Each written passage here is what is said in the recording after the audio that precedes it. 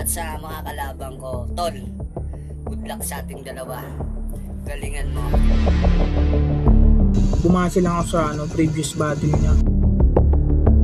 Sana magustuhan din nyo yung mga bara ko. Konting lang, sulat-sulat ng pero good luck. Tumugma, isasampal ko sa iyong pagmumuka. 104 Fahrenheit, dama mo ba yung Yo yo yo, para sa inyo nang galing pang Battle Record. Pakinggan natin si This is ACRL, tara na!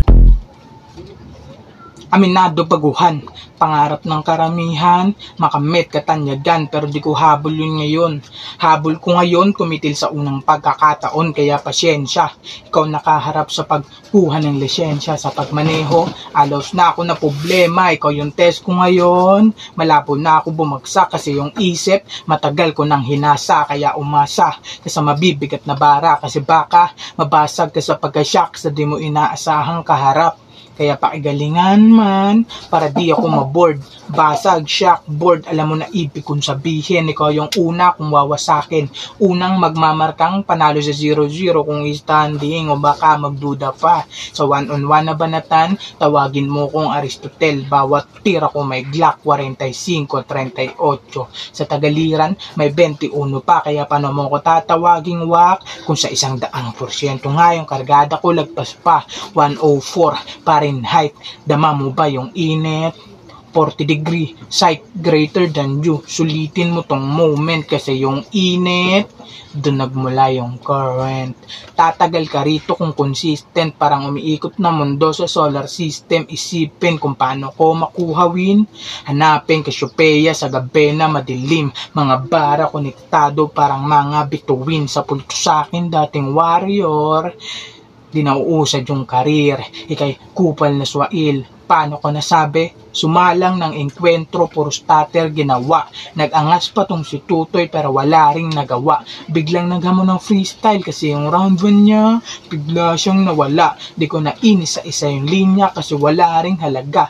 Di ko naniligyan ng mabigat na bara kasi wala ngang halaga. Binabawan lang ng maintindihan yung mga mababaw niya na bara, hindi maintindihan. Kaya ngayon mo sabihin sa akin na nararapat kang paghandaan. Hindi mo deserve isang daan kung puro ka lang katangahan.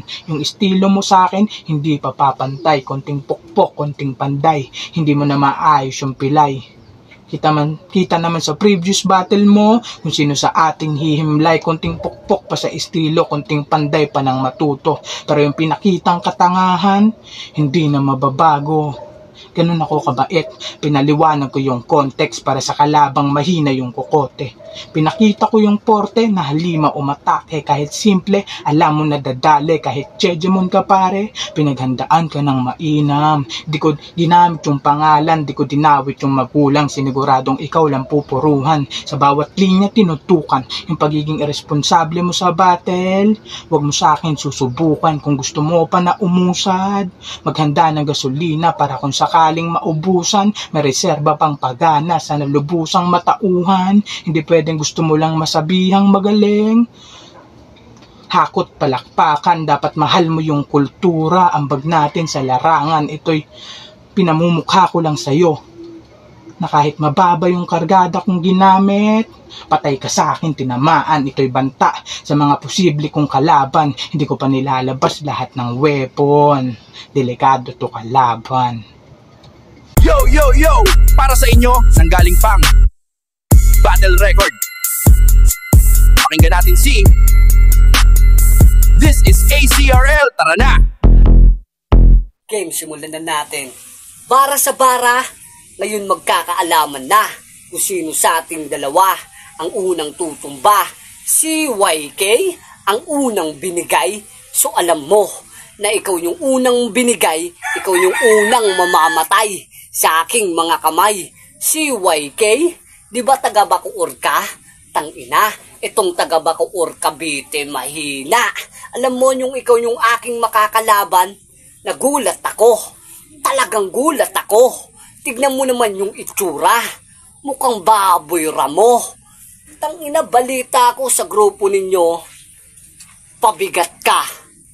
Sa bagay, ganyan talaga yung mga baboy, pabuhat tangina. Wala na ngang ambag sa kultura, sige pang pamuna, sige pang panghatak pababa. Etong bobong talangka na hindi marunong tumugma, isasampal ko sa iyong pagmumuka ang aking mga lika. Etong sinabihan mong tagabundok, pinandadayo na ng Maynila. Nagulat ka? Ngayon ako kalaban mo, alanganin ka. Sa akin ay durog ka, sa akin ay baboy ka, sa akin ay panis ka, sa akin ay lamong ka, na kahit na anong gawin mo, di mo ko matatalo. Kasi mali ka na sinalihan na liga, pagkat ito'y balagtasan, hindi sumo. At bago matapos yung round ko, may sasabihin ako na talagay tatatak sa isip mo. Mag-ensayo ka ng mabuti bago matalo yung katulad ko. At di ko na kailangan patagalin to. Sapat na sa akin ng 45 para tapusin to. O ngayon, nakaharap mo ko, ito'y leksyon at ito'y babala sa mga kasali ngayon dito na mag-ensayo ng mabuti. Kung hindi kayo mag-iensayo, madudurog ko lang kayo. Time.